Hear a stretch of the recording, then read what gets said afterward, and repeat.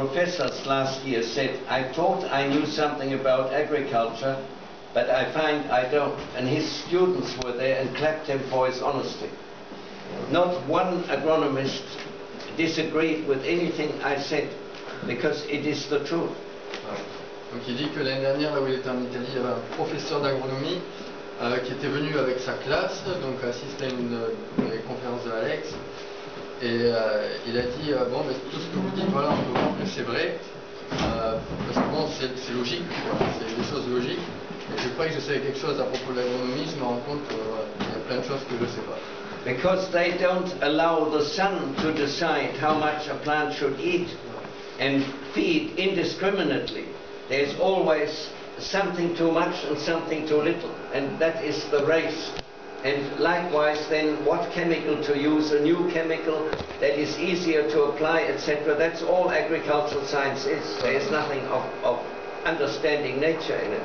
Alors voilà, donc ce qu'il dit, c'est que dans notre système conventionnel d'agriculture, vu qu'on apporte soit un peu trop, soit un peu moins, la plante n'est jamais équilibrée, et du coup après c'est là qu'il y a tous les problèmes de champignons, etc.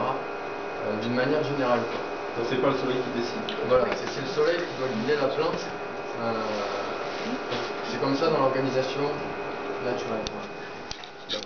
So to complete the picture a little more of how creation is organized to feed plants and to farm plants, the first is humus, elements available in water solubility only in humus, the sun decreeing how many white hair roots go into the humus and how much they take out, and then if you check on the activity of sun energy in leaves, called photosynthesis, about 3% of what we have as plants comes from the soil, a far greater percentage, and all the fine food values and flavors come through photosynthesis. Water, pure water, not artificially infused water with NPK, must transpire to allow light metabolism to function. Better you explain that now. Alors oui, donc c'est pas évident à expliquer, déjà c'est pas évident à comprendre en soi, mais donc comme il dit, la plante elle se nourrit principalement par les feuilles, par la photosynthèse, plutôt que par les racines. Il y a un plus grand pourcentage de sa nourriture qui vient donc par les feuilles. Il y a tout un système de transpiration aussi qui existe dans la plante. Il dit surtout que l'agriculture biodynamique encourage un équilibre entre les ressources qui sont prises dans l'humus par les petites racines et l'effet du soleil sur la feuille par photosynthèse, et que le crucial c'est l'équilibre entre les deux pour que selon lui, si j'ai bien compris, une plante qui est trop fertilisée, qui a trop d'engrais, va avoir un système de photosynthèse qui va être déséquilibré par rapport à ce qu'elle puisse prendre dans le sol. Et il dit on le reconnaît à la couleur de la feuille, à la taille de la feuille, etc. Could you develop a bit more on the transpiration? Could you speak? No, I have to finish this. If you have a big artificial cabbage, big because of the salt content in each cell and the extra water that has to compensate that, and you have a normal cabbage or a biodynamic cabbage without this big amassment of unhealthy NPK, the transpiration of water of the big cabbage is much less than of the little cabbage, because the salt in the cells doesn't allow water to evaporate or the plant will die. Alors voilà, donc là c'est un peu la fin du raisonnement. Il dit que donc vous prenez deux choux, donc un chou donc, qui est nourri avec de manière artificielle, donc il a une grosse concentration en éléments minéraux et du coup pour que ces cellules, pour pas que la concentration soit trop importante, la plante prend beaucoup d'eau justement pour que son pH etc. reste normal. Donc elle absorbe beaucoup plus d'eau que le chou qui va prendre en fait les éléments de l'humus. Et alors le problème qui se passe après, c'est que vu que pour être équilibré, il faut qu'elle garde l'eau, parce qu'il y a trop de sel, elle transpire beaucoup moins. Et ça, c'est voilà, un peu contraire à l'organisation d'une plante qui a besoin de transpirer. And in photosynthesis, we are using cosmic intake that does not come from the soil. The energy is from the sun. Carbon and other similar elements are taken in from cosmic origin. We're not robbing the soil. That is why if we have the right kind of green manure, like Agri-Latina makes, we can keep going continuously without buying anything. D'accord, voilà. Et donc ce qu'il dit, donc voilà, avec la photosynthèse, la plante elle prend assez de carbone, etc. Donc c'est important justement d'avoir une plante qui transpire bien comme il faut pour que la photosynthèse se réalise bien. Et ça suffit avec de l'engrais vert, en fait. Il n'y a pas besoin de racheter des fertilisants, etc. Une plante qui a une bonne photosynthèse et une bonne transpiration plus de l'engrais vert, ça suffit. Parce que la plante se nourrit à 95% de nourriture cosmique. Par dessus, la nourriture cosmique, c'est le soleil, l'air, tous les éléments de l'air. C'est du carbone. Et elle n'appauvrit pas le sol. Voilà, elle n'a pas besoin de beaucoup d'éléments dans le sol.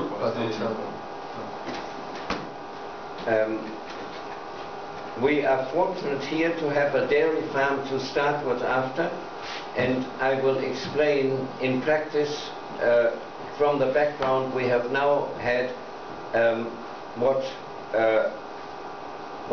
is happening and what could happen. To green manure,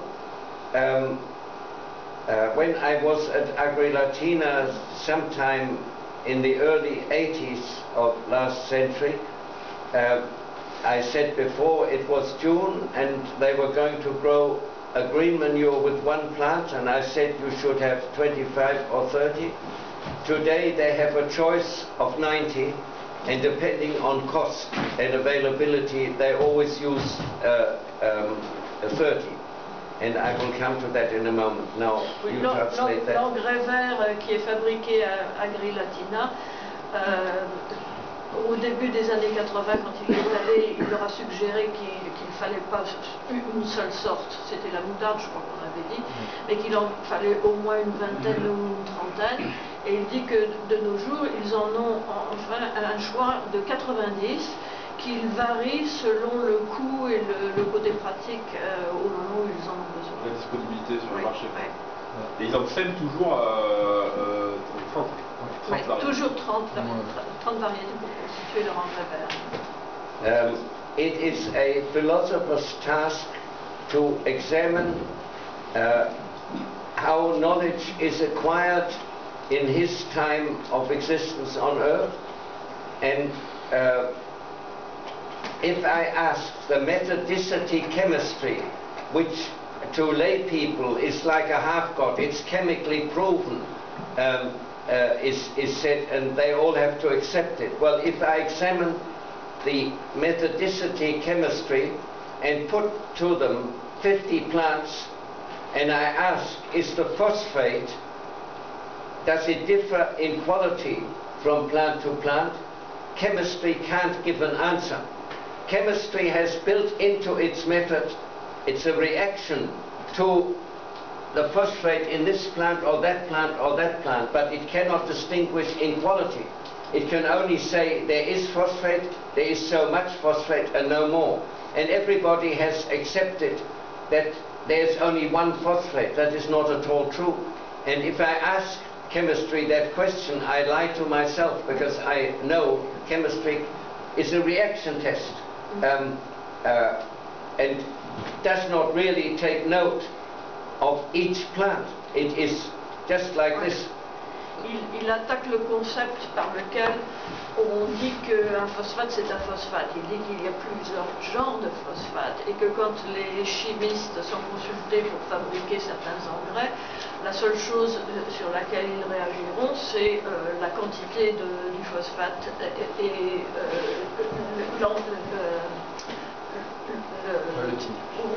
pas le type, oui. Et selon lui, selon les plantes, s'il demandait à un chimiste dans quelle plante je vais avoir du phosphate, le chimiste lui dirait celle-là, celle-là, celle-là, mais ne lui indiquerait pas la qualité du phosphate qu'il va avoir de cette plante. Et que pour lui, c'est très important. The ancient peasants knew by instinct that each plant gives something different. Oui, il dit que par instinct, les agriculteurs d'autrefois savaient quelle plante apporterait un mieux et que... Vous savez que chaque plante apportait quelque chose à sa manière. Oui. That is similar to me having 50 instruments from different instruments, music instruments from a symphony orchestra, and asking them one by one to play C sharp, the same C. A trombone, a trumpet, a flute, a violin, a cello, they are totally different cultural experiences. Oui, il compare ça et il dit c'est comme si vous demandiez aux instruments d'un orchestre de vous jouer la même note. Il dit vous aurez peut-être la même note, mais vous aurez une expérience qui est complètement différente si c'est un violoncelle qui vous la joue, ou si c'est un violon, ou si c'est des cymbales ou un trombone. So green manure is very important, and to have many plants. When I was at Agrilatina the first time, and they were going to plant the one seed, they got 20 seeds, and I said, after cultivation it was worked out sand, a strong red when it's healthy, and pale yellow orange when it is sick after growing plants, and it was sick like that. And so I said, plant your 20 seeds, water to 10 centimeters deep, and put on our prepared 500, they had got that from Australia, and walk that. Don't have a tractor that, if you run a tractor on those, it will compact. So walk the 500 out at the beginning, and when the plants had germinated like that on the first 10 centimeters water, I said put another 10 centimeters on, and the plants were this high, and then I said put on 1 meter of rain, and with the sandy soil you can do that, and no more water. And then the roots follow under influence of 500. In 6 weeks there was 1 meter of white roots throughout the soil, and the soil already was darker in 6 weeks. In 8 months they were forced to have a field day by the Rome Agriculture Department. So quickly did that soil develop. Sandy soil does that. Voilà, alors il dit que sur les sols sableux, donc à Agrilatina à Rome, quand justement ils ont fait cet essai d'engrais vert avec une vingtaine d'espèces différentes de plantes, donc ils ont d'abord mis la 500, enfin ils ont d'abord arrosé, ils ont planté, ils ont mis la 500, ils ont arrosé encore, puis encore une autre fois, et au bout de 6 semaines, dans ces sols sableux, justement les racines sont descendues très profondément, jusqu'à 1 mètre. Et il y avait déjà une création d'humus dans la partie supérieure, une création de la terre noire. Si j'ai bien compris, il a dit aussi ce qui était très important la première fois qu'il le mettait, c'est de ne pas le compacter le sol, de le marcher. Donc voilà. ils ont pulvérisé à dos, à pied. Oui, à pied. À pied. Plutôt que de le pulvériser au tracteur, pour vraiment pas compacter ce sol qui était malade. Et donc ils ont mis progressivement des arrosages. Une fois que la plante... ils ont mis 3 arrosages et ensuite ils ont arrêté, donc 2 fois 10 cm pour qu'elle commence doucement à pénétrer le sol, et ensuite 1 mètre d'eau. Et là la plante, grâce à 500, a suivi Les racines ont suivi l'eau jusqu'en bas, et ça c'est quand même spécifique des sols sableux. Ça va mettre Oui. Ouais. C'est ça? Oui, il a dit la diamètre, il a diamètre. 2 fois 100 mm et ensuite. Oui, oui. Ouais. Et après, ils arrêtent. Oui, c'est du sol sableux. That is the soil of Agri-Latina and the neighbors, 1 meter apart. Voilà, donc ça c'est le sol d'Agri-Latina, donc vous allez reconnaître, c'est celui du haut. Et le voisin qui est juste 1 mètre à côté, voilà la différence de sol justement entre l'engrais vert et pas d'engrais vert. C'est assez parlant. Ça va être plus parlant en vrai. Ouais.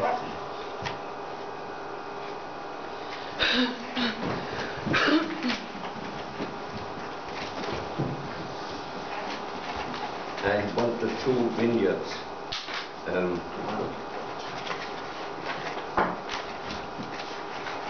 Well, this is also interesting.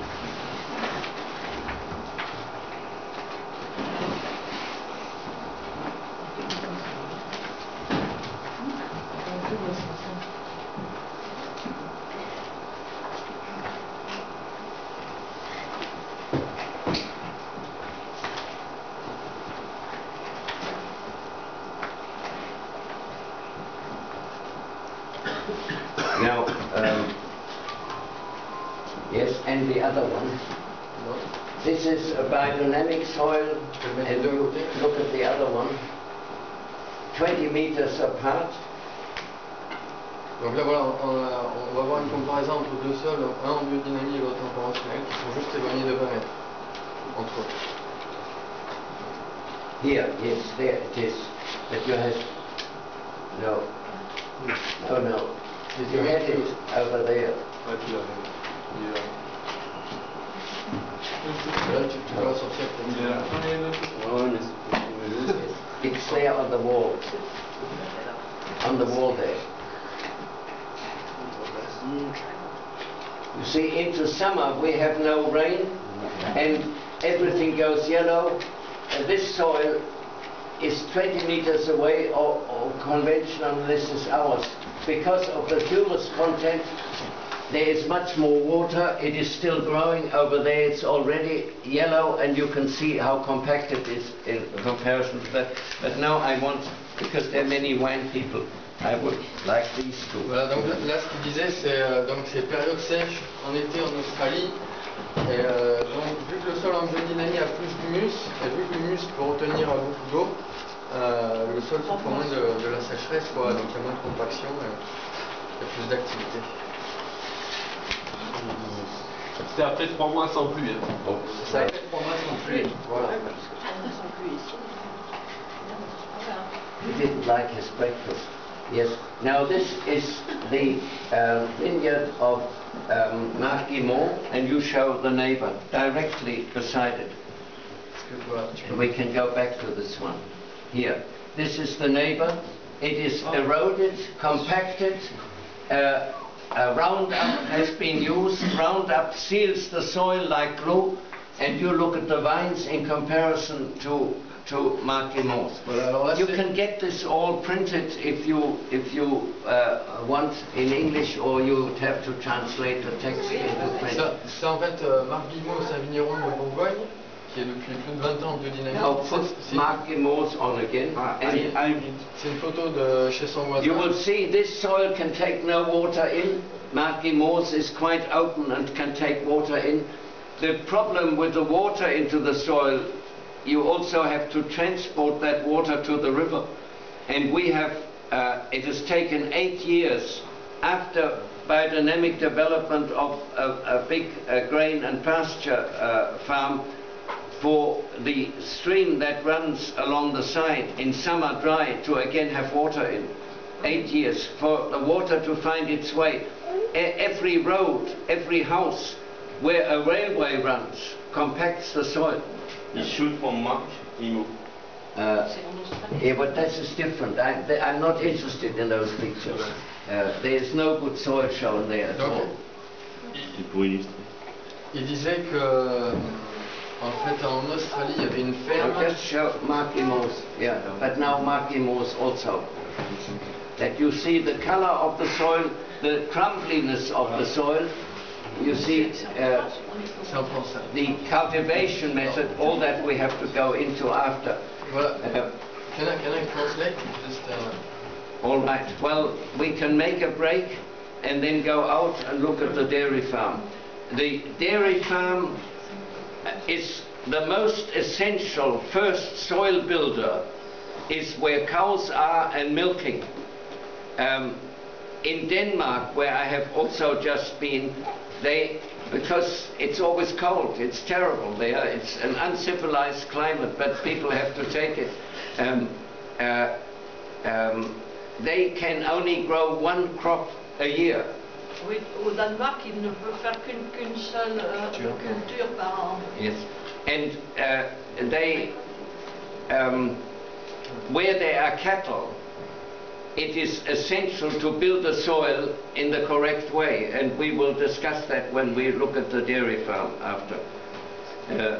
And so I would suggest you have a coffee or something, and then we go and look at where your farm is. And I'll have a bit of this.